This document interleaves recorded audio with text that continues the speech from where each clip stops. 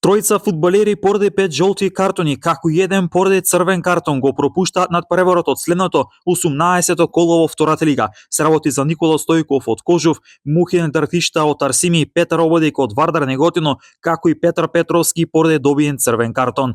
Тренерот на Осовово Крсте Крстев е задоволен од освоениот бод во автокоманда. Како прво, благодарност до домакините за коректниот однос од почеток до крај. Од освоениот бод, секако дека сме задоволни сите и очекуваме да ни биде мотив за освојување уште бодови, за да успееме во целта наречена опстанок, вели Крстев. Тревникот на градскиот стадион во Штип личи како стадион во некое африканско село. На надпреварот кој се играше меѓу Брегалница и Новаци во претходното коло од втората лига, јавноста реагираше и најчесто коментарите беа дали се игра фудбал на песок, односно на плажа. Мизерно и жално за гледање. Фудбал има, но трева во Штип нема. Беласица со убедливи 4-0 го декласираше Вардар Неготино. Тренерот на Струмичини Александар Стојанов вели дека од прва до последна минута доминирала Беласица. Тој по мечот даде изјава за спортска мрежа.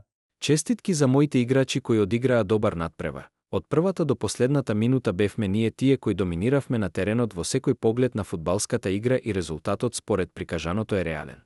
А можеше да биде и уште поубедлив доколку ги реализиравме и останатите 100% шанси.